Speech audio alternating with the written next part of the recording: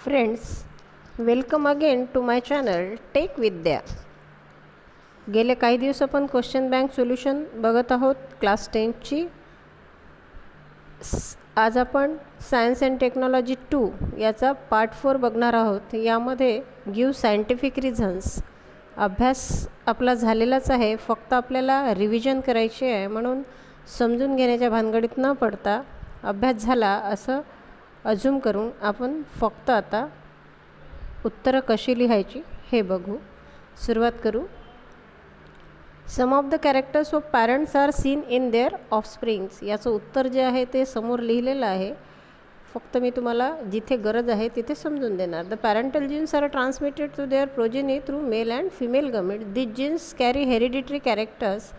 They are transmitted from parents to their offsprings. One can see the parental characters in their offsprings. कारण mail आणि female गमेटचे जे jeans आहे त्यांच्यामध्ये जे hereditary characters असतात ते त्यांच्या ऑफस्प्रिंगमध्ये येतात. Second, peripatus is said to be connecting link between annelida and arthropoda. Connecting link काय असते? आता आपण बाकीचे जे फायलम शिकलेलो आहोत ॲनलिडा, आर्थ्रोपोडा, तर त्या ज्या ॲनिमलमध्ये किंवा प्लांटमध्ये याही फायलमचे कॅरेक्टर्स दिसतात आणि त्याही फायलमच्या दिसतात, म्हणून त्याला कनेक्टिंग लिंक म्हटलं जातं. तर पेरिपॅटसला connecting link between annelida and arthropoda म्हटलेलं आहे, कारण त्याला काही जे कॅरेक्टर आहे ॲनिलिड्सचे ते पेरिपॅटसमध्ये दिसतात आणि काही ऑर्थ्रोपोडाचे दिसतात.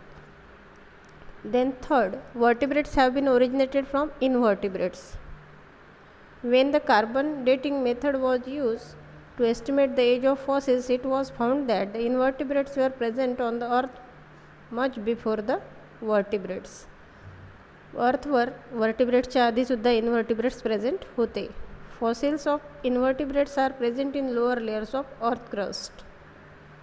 The fossils of vertebrates are seen in the upper layer of the earth crust. जे इनव्हर्टिब्रेट्सचे फॉसिल्स होते ते लोअर लेअरमध्ये आहेत आणि जे वर्टिब्रेट्सचे आहेत ते अप्पर लेअरमध्ये आहेत.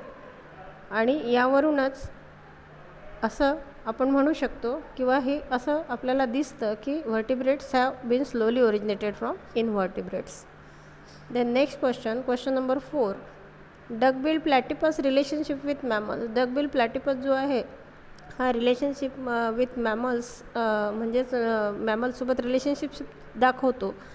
तर त्याचं कारण काय आहे? Duckbill platypus lay eggs like reptiles. Reptiles जसे एग ले करतात तसं हा सुद्धा अंडी देतो. अँड दुसरं कारण जे आहे ते त्याला मेमरी ग्लँड्स आणि हेअर्स प्रेझेंट आहेत जे आपल्या ह्युमनमध्ये असतात, मॅमल्समध्ये असतात. We feel tired after exercising because after exercising the lot of energy is use to perform the exercise, so we feel tired. Question number 6. Oxygen important for complete oxidation of glucose. Relations with the glucose is completely oxidized and very less amount of energy is released. In aerobic organism, energy requirement is high. The complete oxidation of pyruvate occurs in mitochondria. The complete oxidation is possible with the help of oxygen only. Complete oxidation जे आहे फक्त ऑक्सिजनच्या मदतीनेच होऊ शकतं. Lot of energy is released in complete oxidation of glucose, hence oxygen is important for complete oxidation of glucose.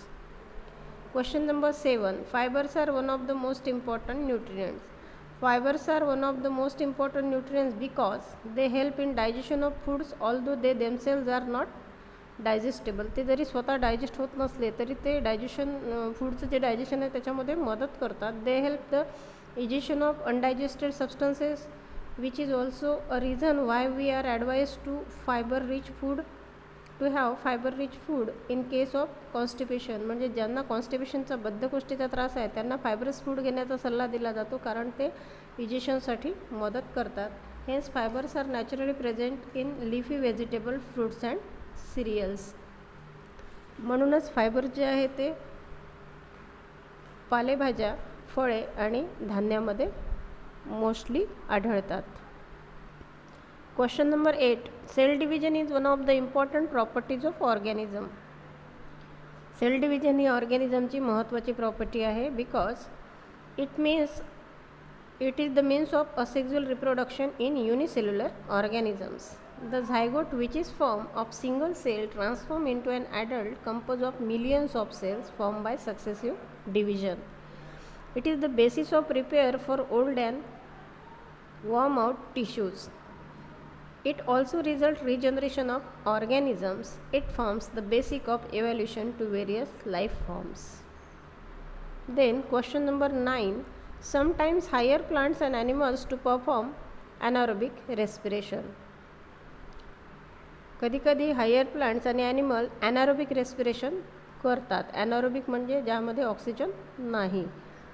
When there is deficiency of oxygen in the surrounding, the aerobic respiration is not possible. In such case, to survive, higher plants switch over to anaerobic respiration. In some animal tissues, in case of oxygen deficiency, cell perform anaerobic respiration. जेव्हा सराउंडिंगमध्ये oxygen available नसतो aerobic रेस्पिरेशनसाठी, तेव्हा मग त्यांना ॲनारोबिक respiration करण्याची गरज पडते.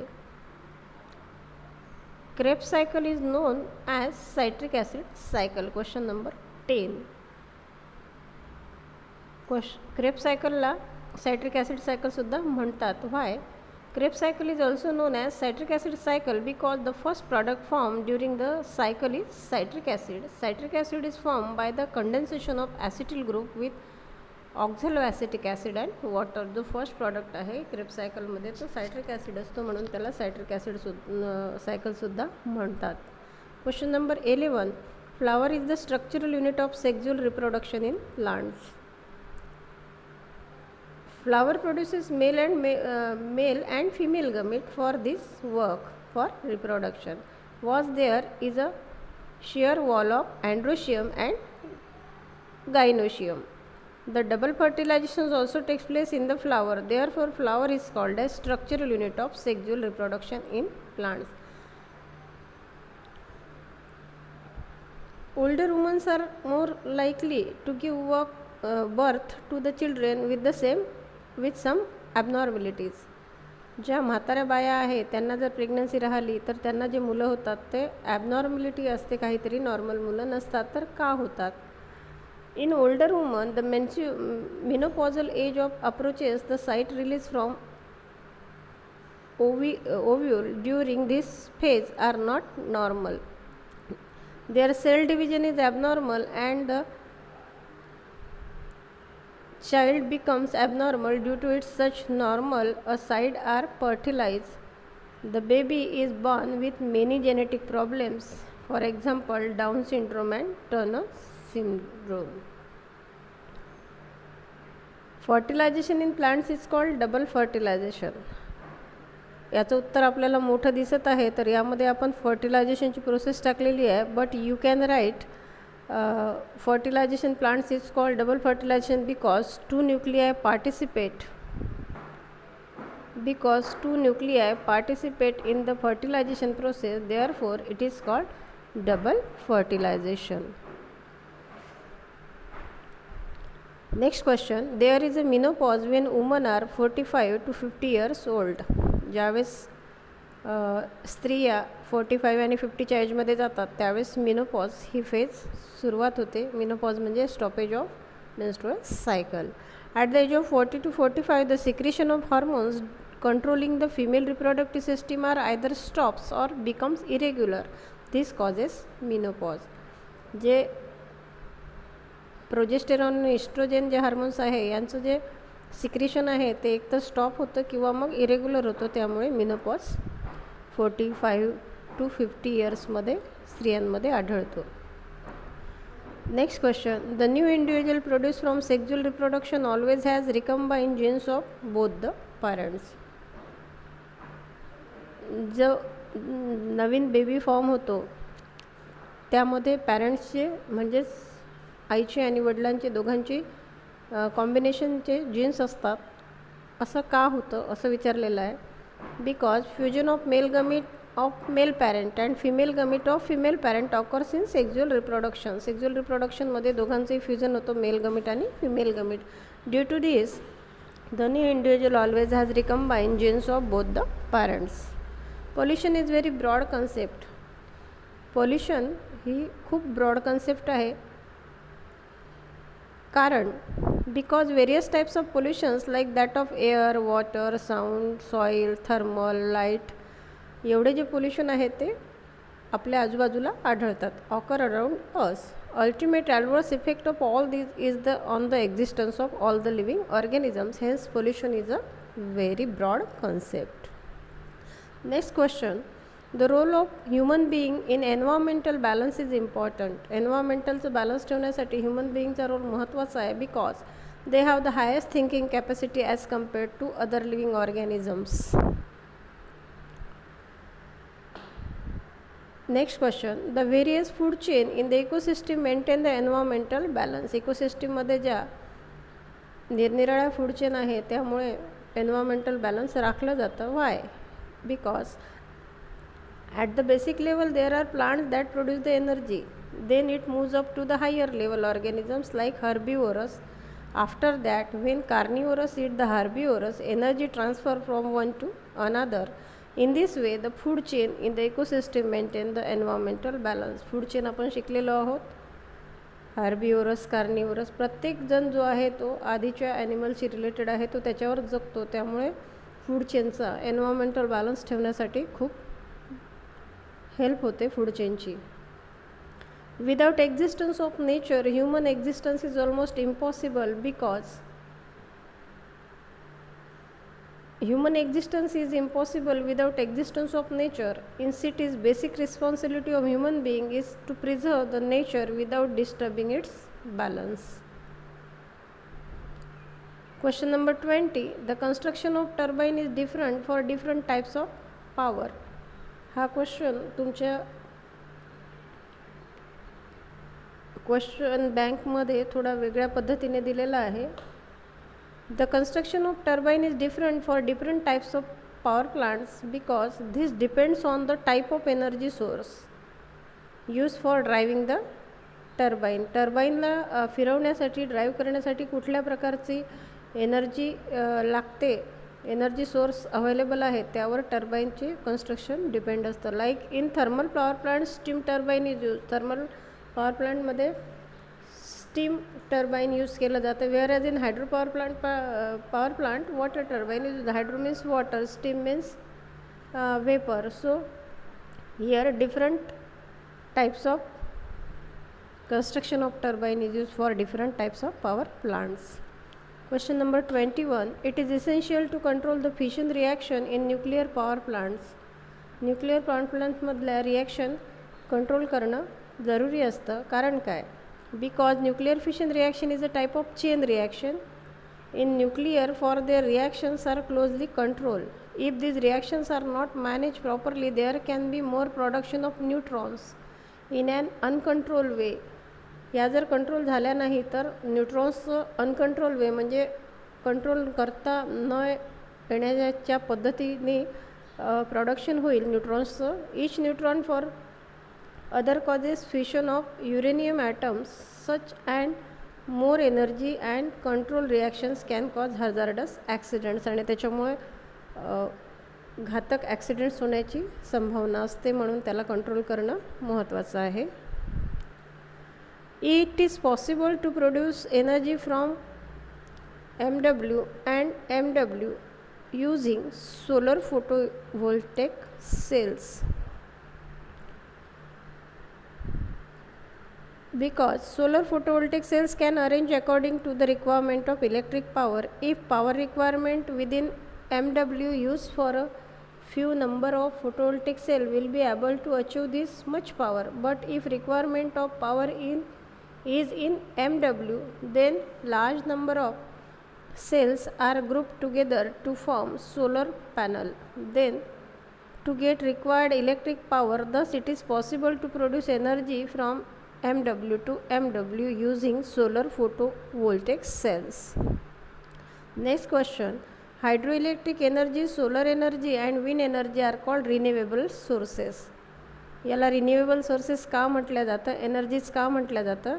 Because hydroelectric energy, solar energy and wind energy are abundant in nature and can be generated or replenish again and again ही नेहमी अगेन अँड अगेन जनरेट होऊ शकते, तयार केली जाऊ शकते.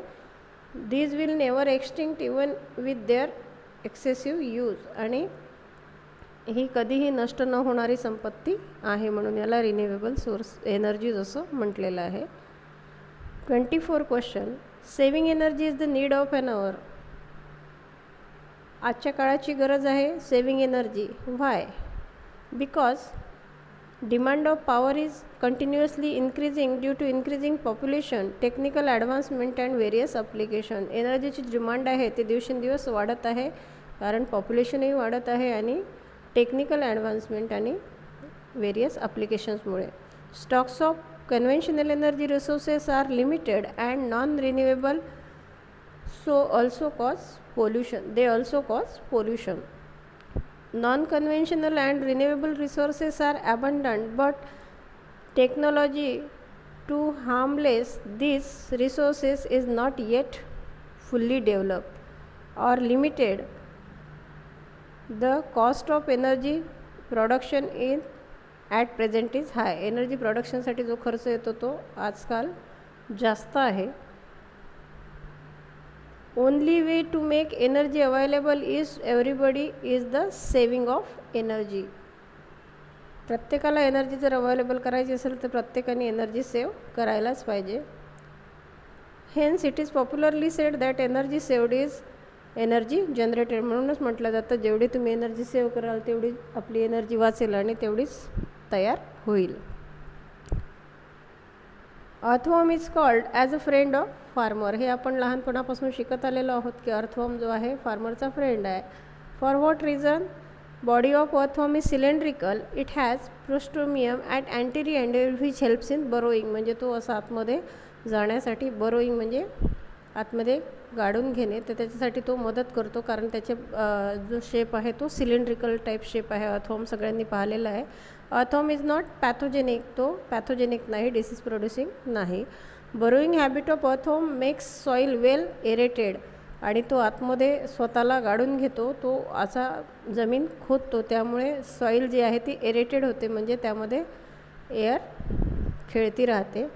Earthworm decomposes organic matter present into the soil and convert the matter into humus. Humus makes land more fertile. आपल्याला माहीत आहे की खत जे आहे त्यामुळे लँड जी आहे ती मोर फर्टाईल होते, म्हणजे सुपीक होते. आणि हे काम ह्युमस तयार करण्याचं काम कोण करतं? अर्थवॉर्म करतं. It is estimated that if 1 hectare land consist of 2,50,000 earthworm, then that land is more fertile. Earthworm is considered as a friend of farmer. Next question. Body temperature of reptiles is not stable, or you can write here constant. शब्द एकच आहे. Stable म्हणजे स्थिर असणे आणि constant म्हणजे सुद्धा सारखंच असणे.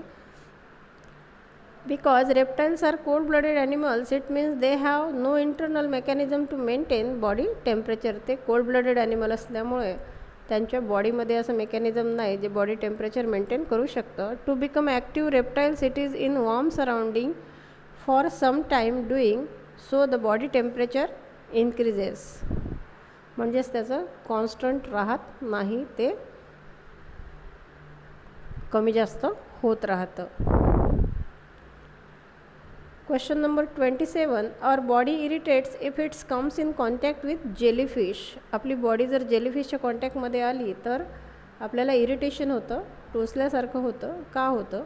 Tentacles of jellyfish perform which stinging cells which can inject toxins in our body. त्याचे जे टेंटॅकल्स आहेत ते जर आपल्या बॉडीला टच झाले तर ते स्टिंगिंग सेल्स, म्हणजे ते असं इंजेक्शनसारखं इंजेक्ट टॉक्झिन्स आणून त्याच्यामध्ये जे टॉक्झिन्स असतात ते आपल्या बॉडीमध्ये इंजेक्ट होतात, म्हणजे टोचल्या जातात. Injuries cause by jellyfish are serious, sometimes death causing. Hence our body irritates if it comes in control with jellyfish. त्यामुळेच आपल्या बॉडीची आग होते, इरिटेट होते जर आपली